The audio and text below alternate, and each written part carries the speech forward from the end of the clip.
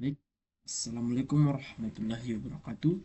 Perkenalkan, nama saya Hairun Iskandar dengan NIM 246500444 dari program studi Teknik Informatika Universitas Daino Ikhlamuddin. Baik, di kesempatan kali ini saya akan menjelaskan atau mengreview materi 2 dan 3 mata kuliah mikrokontroler dengan judul Tren dan Interface Mikrokontroler dan Robotika. Baik, materi mengenai tren teknologi mikrokontroler dan bagaimana perangkat tersebut digunakan dalam dunia robotika serta interfacing. Tujuannya untuk memberikan gambar bahwa mikrokontroler adalah dasar dari banyak sistem otomatis di era modern. Oke, kita lanjut ke slide kedua, yaitu tren industri 4.0 elektronika dengan teknik informatika TI. Baik, slide ini menjelaskan bahwa dalam era industri 4.0, sistem elektronik tidak lagi berdiri sendiri, tetapi sudah terintegrasi dengan teknologi informasi. Perkembangan ini menghasilkan otomatisasi yang lebih cerdas, robotik yang lebih responsif, serta perangkat yang mampu saling berkomunikasi melalui internet. Mikrokontroler menjadi pusat dari semua proses tersebut. Baik, begini adalah beberapa tabel tentang tren industri 4.0. Tren yang pertama adalah Internet of Things atau IoT. Uh, Koneksi perangkat elektronik ke internet untuk berkomunikasi dan berbagai data secara otomatis. Penerapannya dalam elektronika IT, smart home, wearable device, industrial IoT, uh, smart cities. Keunggulan dan dampaknya adalah efisiensi operasional dan pengambilan keputusan berbasis data. Inilah beberapa contoh tentang tren industri 4.0. Baik, kita lanjut di slide ketiga, yaitu SSKNI Programmer Embedded, yaitu dijelaskan bahwa pada slide ini dijelaskan bahwa standar kompetensi nasional di bidang teknologi informasi mencakup kemampuan menjadi programmer embedded. Artinya seseorang harus mampu memprogram dan mengisi program ada pada mikrokontroler yang digunakan dalam berbagai keperluan industri seperti sistem kontrol, mesin otomatis dan robotika. Oh iya. Oke. Di sini ada mungkin kata-kata orang yang mampu melakukan pemrograman dan pengisian program dan ke dalam sistem mikroprosesor mikrokontroler untuk keperluan industri. Inilah penjelasan dari filosofi dari programmer embedded. Kita lanjut, yaitu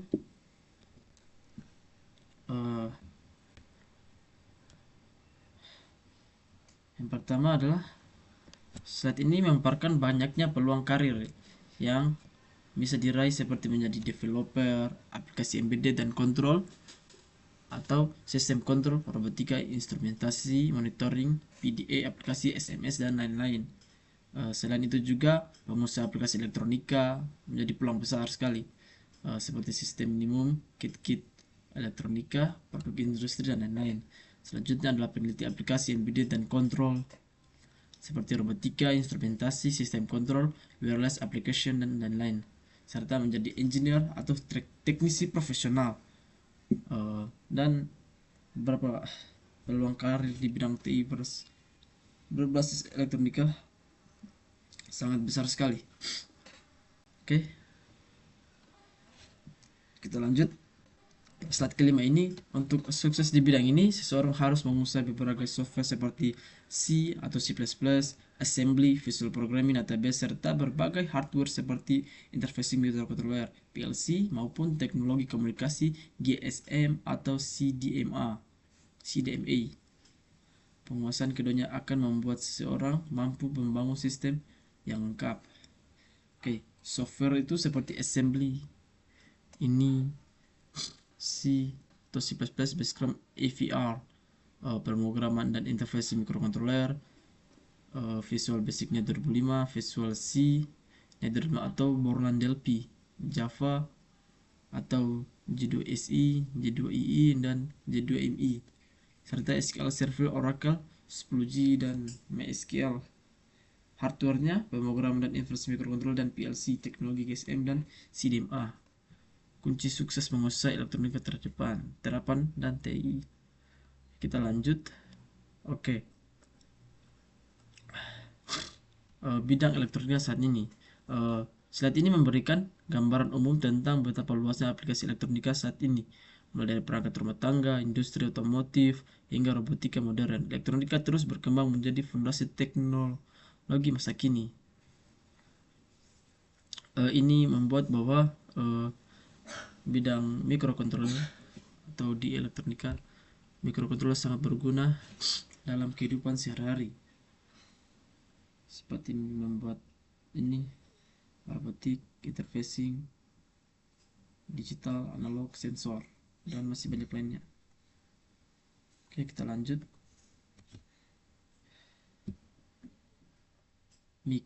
Chip teknologi teknisi yang mampu melaksanakan tugas-tugas kontrol sistem, karena di dalamnya umumnya sudah mencakup CPU, RAM, ROM, EPROM.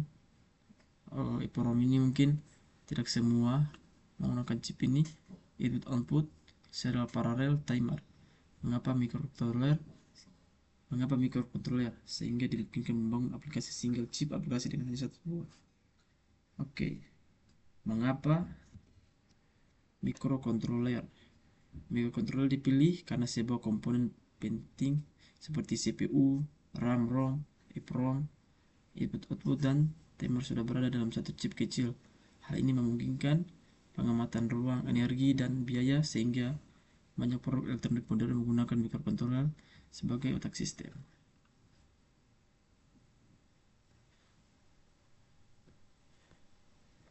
Mikrokontroler umum. Saat ini memperlihatkan berbagai jenis mikrokontroler yang sering digunakan di dunia industri maupun edukasi. Masing-masing memiliki kelebihan sendiri dan cocok untuk jenis aplikasi tertentu. Oke, kita lanjut. Berbagai mikrokontroler. Ada berbagai macam mikrokontroler seperti mikrokontroler Atmel, mikrokontroler PIC, mikrokontroler base system, mikrokontroler Maxim, mikrokontroler Motorola, mikrokontroler Renesas. Kita lanjut. Aplikasi mikrokontroler. Berisi semua contoh aplikasi yang digunakan dibuat dengan mikrokontroler seperti robot, kontrol jarak jauh seperti sistem industri, alat monitor perangkat, hiburan dan antarmuka PC, dan masih banyak lainnya. Kita lanjut. Pertimbangan memiliki mikrokontroler. Ketersediaan IC dan programmer. Ketersediaan IC dan programmer, harganya, banyaknya pengguna di lingkungan Anda, menunggu edisi, pengubah analog ke digital, dan fitur lainnya. Dan bahasa pemrograman yang assembly, C atau basic.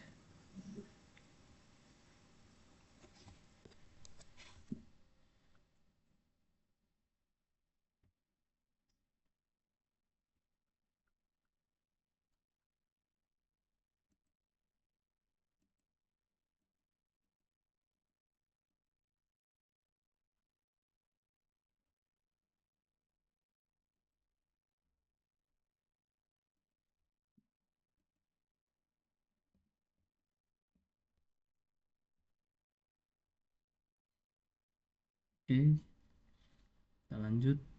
Mikrokontroler FIR Atmega 8535. Slide ini menjelaskan secara detail fitur-fitur Atmega 8535, mulai dari ukuran memori, jumlah pin, kecepatan kerja, hingga fitur komunikasi seperti ADC, SPI, dan USRT. Mikrokontroler ini sangat populer karena lengkap dan mudah dipelajari. Oke, kita lanjut.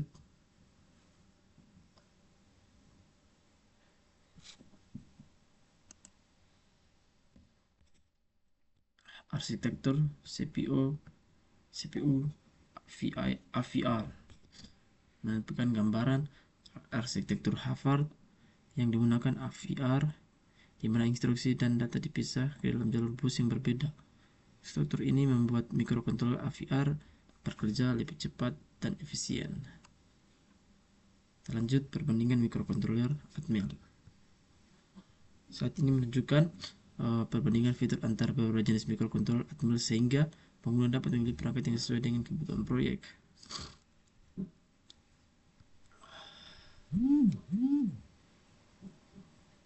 Studi kasusnya, ini bagian contoh-contoh program sederhana yang digunakan untuk mempelajari dasar mikrokontroler. Seperti contoh aplikasinya seperti sistem monitoring suhu dan kelembapan. Deskripsinya mengukur suhu dan kelembapan sensor dan dapat dipantau melalui aplikasi desktop atau mobile. Mikrokontroler platform SP32 Arduino, termuka, WiFi, Bluetooth, software pemantauan, Visual Studio, keunggulan, kompak dan hemat daya. Kita lanjut. Contoh program LED berkedip clip bus. Berisi pada program sederhana yang membuat semua LED pada port B menyala dan mati secara bergantian. Ini adalah latihan dasar untuk memahami output digital. Mengubah analog ke digital.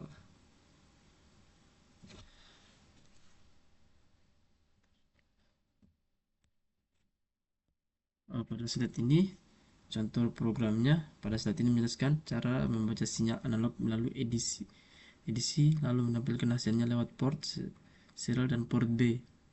Sangat penting untuk memahami sensor berbasis analog. Oke, kita lanjut lagi. Dasar kendali input output. Program ini memperlihatkan bagaimana mikrokontroler membaca keadaan saklar pada port D, kemudian mengatur LED pada port B sesuai kondisi input. Ini adalah contoh logika kendali dasar. Lanjut, operasi pulsa. Operasi pulsa atau pulse in dan pulse out. Slide ini membaca cara menerima pulsa dari sensor seperti rotary encoder dan menghasilkan pulsa untuk menggerakkan perangkat seperti servo. Ini merupakan dasar komunikasi sinyal waktu. Oke.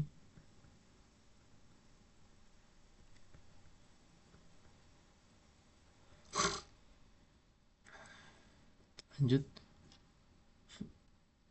Fungsi dalam BASECOM. Fungsi bus berisi contoh pemanggilan subroutine yang digunakan untuk memudahkan pemrograman agar lebih terstruktur dan rapi. Lanjut, display LCD. Slide ini menjelaskan cara menampilkan data hasil edisi ke layar LCD sehingga nilai sensor bisa dibaca langsung oleh pengguna.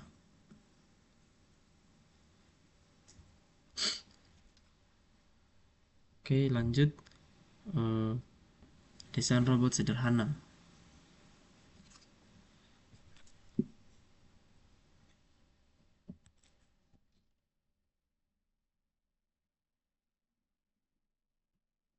Pada gambar ketiga ini adalah desain robot sederhana. Kedua antara slide ini dan slide ini adalah slide ini menunjukkan bahwa secara robot sederhana yang terdiri dari rangka, motor, roda, dan sistem kontrol. Gambarnya menggambarkan suatu robot dasar yang bisa digunakan dalam pembelajaran.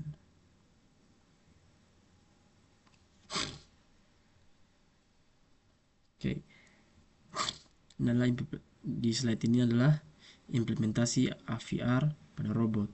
Menjelaskan bagaimana mikrokontroler AVR digunakan untuk menggerakkan robot secara nyata, misalnya mengontrol motor, membaca sensor, dan pengambilan keputusan.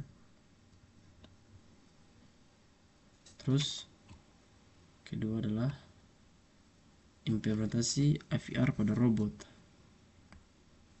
Kali ini adalah menunjukkan cara robot membaca sensor jarak. Jika tidak ada kehalangan, robot bergerak maju. Jika ada objek, robot akan berbelok. Ini adalah dasar robot bergerak otomatis.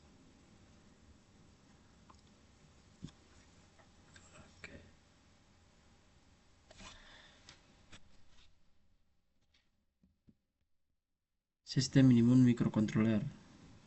Saat ini memperlihatkan rangkaian minimal yang diperlukan agar mikrokontroler dapat bekerja seperti osilator, reset, dan sumber daya. Oke, lanjut.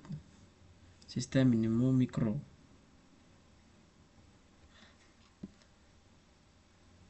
Sistem minimum mikro ini memperlihatkan rangkaian minimal yang diperlukan agar mikrokontroler dapat bekerja secara osilator, resist, dan sumber daya. Kita lanjut. Dasar pemrograman assembly adalah program sederhana untuk membaca input dari port dan menampilkan hasilnya ke LED. Slide ini membantu mengenalkan cara kerja mikrokontroler lawas seperti 8051. Oke, kita lanjut. Kompilasi program. Slide ini menjelaskan bahwa program harus melalui proses kompilasi sebelum dapat diunggah ke mikrokontroler. ISP software berisi penjelasan tentang software yang digunakan untuk in-system programming, yaitu mengisi program langsung ke chip melalui koneksi luar. Oke, di slide yang ini dan yang ini adalah mengisi dengan file hex. Slide ini menjelaskan bahwa file per eksternal hex adalah hasil kompilasi yang siap dimasukkan ke mikrokontroler. Isi program akan masuk ke memori flash chip. Oke, dan yang ini terakhir adalah mikrokontroler PIC, yaitu memberikan contoh program sederhana pada mikrokontroler PIC, yaitu menjalankan pin secara bergantian menggunakan perintah basic. Ini menjadi perbandingan dengan AVR. Baik, mungkin itu saja penjelasan materi saya hari ini tentang materi 2 dan 3, tren dan interface mikrokontroler dan robotika. Baik, jika banyak kekurangan mohon dimaafkan. Saya Hairul Iskandar undur diri. Saya akhiri, wabillahi taufiq wal hidayah. Wassalamualaikum warahmatullahi wabarakatuh.